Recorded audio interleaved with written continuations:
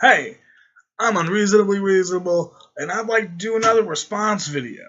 This time to Josh First Time. Josh Firstein here. So I've been issued a challenge to publicly prove that God exists and that atheism and evolution are illogical and just plain don't make sense, and without using a Bible. So here we go. You know, it's funny because a lot of times people that don't want me to use a Bible, they say things like, oh my God, I mean, that's just so illogical. Alright, so the main reason why atheists and other people who are skeptical of your claims do not want you to try to verify your claims using the Bible is because the Bible itself isn't verified to be true. You can't use it as proof without proving it first. I mean, evolution is the only logical explanation, but let's really look at how logical evolution really is. I mean, imagine that you've never read a history book, and all of a sudden you're driving through South Dakota and you see a mountain with 4 big faces on it. Well, we know it's Mount Rushmore, but say you didn't, and say all of a sudden you see it, would you just assume that that was a product of evolution, that the mountain had just evolved that way? First off, mountains do not evolve. While they are under the influence of other natural processes, one needs a genetic code and the ability to reproduce to evolve. Alright, second off, here's the thing. Yes, you're right. Mount Rushmore was intelligently designed.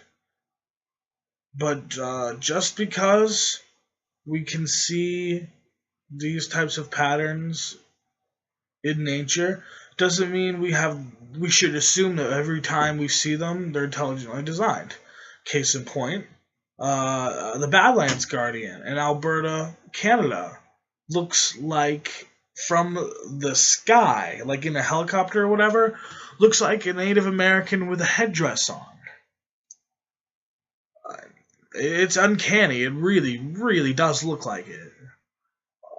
But it's just a natural formation created by erosion. So the point is, just because it looks like it was designed doesn't necessarily mean it was designed. Or would you think that maybe that there had been an artist or a designer that had somehow carved those faces into that mountain? I mean, I want you to really think about it. Think about the house that I live in, or that even you live in. Think about the car that you drive. Those are complex beings, and yet... No, they're not. They're not beings. They're constructs. They're complex constructs that were created by an intelligent mind. Each one of them has a blueprint. I mean, do you really think that the human body was built without a blueprint? Especially looking at DNA. The fact that inside of you that there's a 3 billion letter code that specifically tells exactly how you're made up. It doesn't tell you how you're made up. It dictates the processes that make you up. It controls them. Your makeup is contingent upon them. It's not like you exist and then your DNA tells you what you are. Your DNA exists and you are created based on that. That prove intelligent design? The fact that your body has a blueprint? How can it have a blueprint if it doesn't have a designer? I mean, it doesn't have a blueprint. It's not some pre-programmed map of how you work. Think about the Earth that we live in. Think about the fact that it's 8,000 miles in diameter. Think about the fact that it's 93 million miles from the sun. If it was any larger, well, the air would be far too dense and turn into water and cover the Earth. If it was any farther or closer to the sun, we would either freeze or we would burn to death. No. Listen.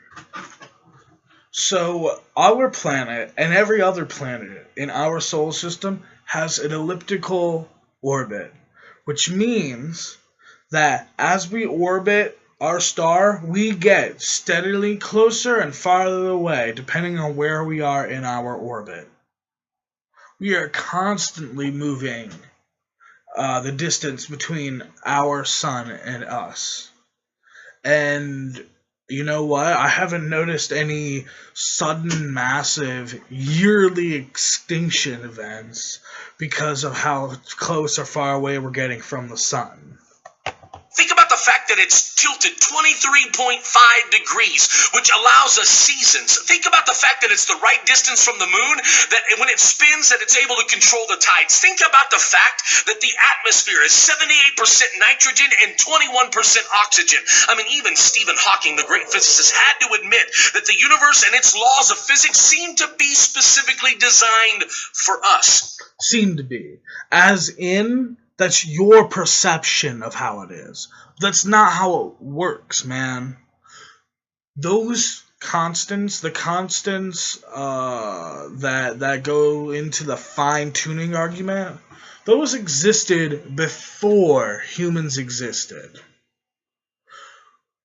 Life developed according to those constants, within those constraints. So obviously it would seem that the world is fine-tuned for our existence, when in reality we are fine-tuned for the world. Now think about this. When it comes to evolution, the one reason that evolution can never match up with science is that an organism has never been shown to gain genetic information. So another misconception. Listen, that's not how it works.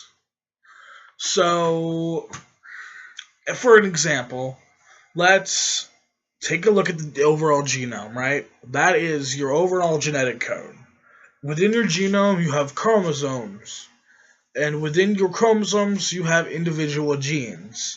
Your individual genes are all sections of your genome, sections of your DNA, which code for a particular trait.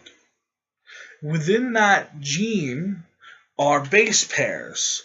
2 or 3 of them, I can't exactly remember, 2 or 3 of them per set will create like a protein, which is the molecular engine that drives life processes.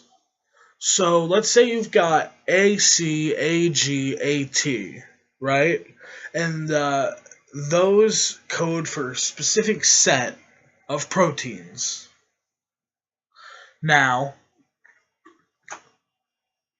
let's say a random C moved out of a nearby area on accident and popped into the area just in front of that primary A, that first A.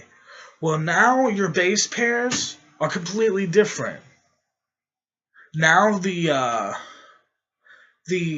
proteins created are utterly different because you've shifted all of the genetic material down a space. You've got different proteins now, and that's going to elicit different traits. And you're not gaining or losing any genetic material, it's just reshuffling. How could something evolve from an atom, well, to a human being?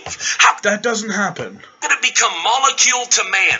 But once again, that doesn't happen. You're conflating abiogenesis with evolution, and they are completely different. You need to stop doing that.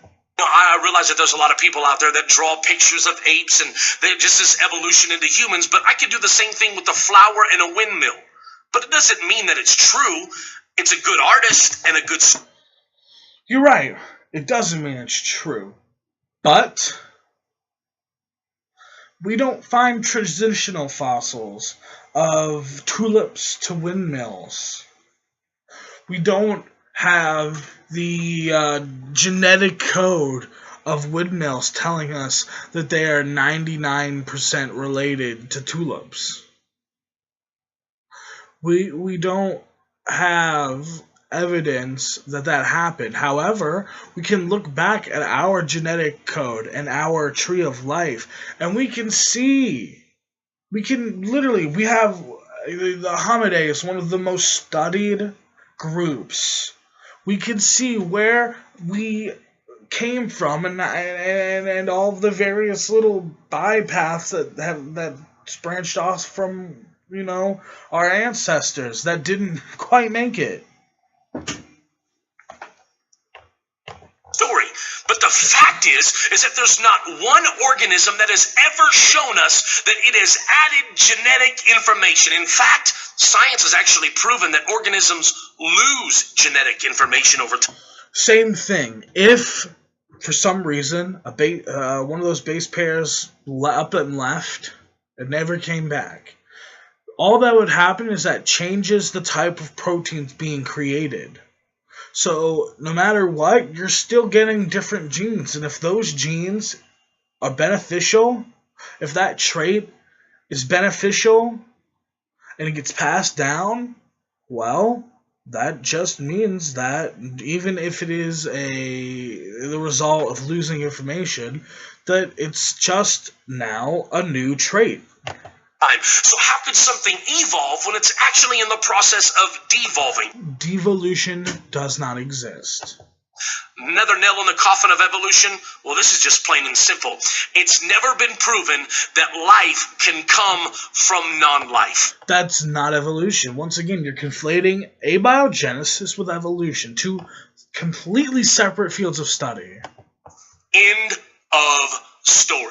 Now, I want to tell you today that you have been designed by a God that loves you, a God that is life. And maybe today you're feeling inside of your heart. Maybe that God who loves me would not give me a lifespan that only lasts for a century at most. Maybe that God who loves me would make it so that I would be healthy for my whole life. I wouldn't have to get sick. I wouldn't have to get hungry and thirsty. Why would that God who loves me design me in a way that is not perfect? The perfect machine doesn't require refueling. We're not perfect creations. Art, well, that you're just dead and you just feel down and you feel depressed. You just feel like you don't have any life left inside of you. I want you to know that through a relationship with Jesus Christ that you can have the... Just because a person does not know God does not mean that they are depressed. And even if they are, that doesn't mean anything. If a person's depressed, it has everything to do with the chemicals in their brain and everything not to do with whether or not they believe in your mythological, pseudo-scientific mumbo-jumbo. You don't think there are Christians, devout Christians, who are depressed? That life yet again, that you can feel overjoyed, that you can feel full of peace and love and joy and happiness and all of these things. I was in your same condition not long ago, but now his love has filled me overflowing, and I feel the way... Sounds a little gay, man. The truth and the life, which is Jesus Christ. I want to promise you today that if you just begin a conversation with him, he's waiting to talk with you. That's fucking crazy. I've never heard of being able to just be like, hey God, hey Chris. That would change my mind real fucking fast. Waiting to have a conversation that I promise is going to change your life. So God bless you. Have a great day. If you agree with me, please take a moment and click share. That's how this message gets spread around the world. There's thousands of... Then some... Let's be friends. Alright, he's just showing his shit at this point. Basically, he not only doesn't understand how evolution works, his problems with evolution are all based on a bunch of bullshit. He doesn't get it, so he makes arguments that don't actually exist in the atheist community or the evolutionist community, because once again, being an evolutionist does not automatically make you an atheist. They don't preclude each other.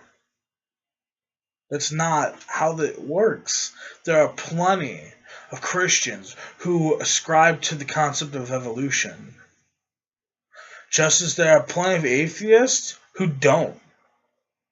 I know that sounds hard to believe, Trust me, I find it hard to believe, but it exists.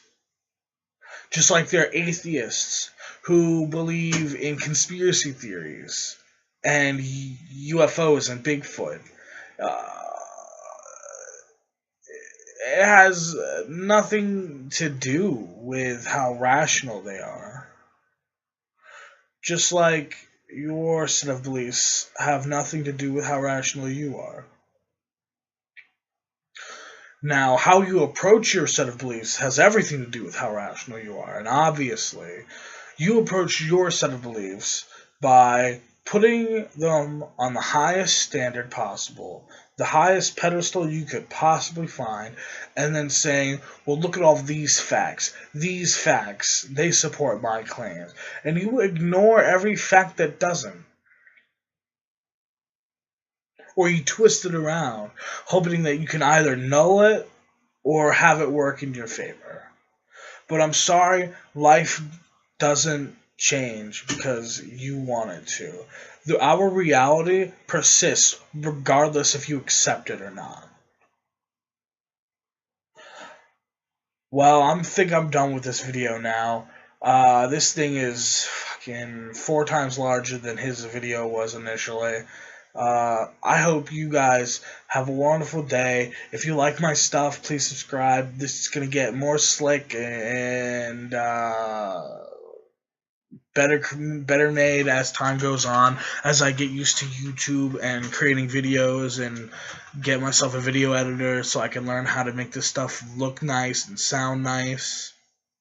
Pretty much, if you agree with me, say so. If you don't, say so. I'm not going to delete any comments. I don't believe in censorship. So pretty much, I hope you have a wonderful day. Subscribe, comment, share, like, etc. And be safe out there. Let's be logical friends. We do life together every single day. God bless. Have a very, very beautiful day. Remember, click share if you can. Peace out, everybody.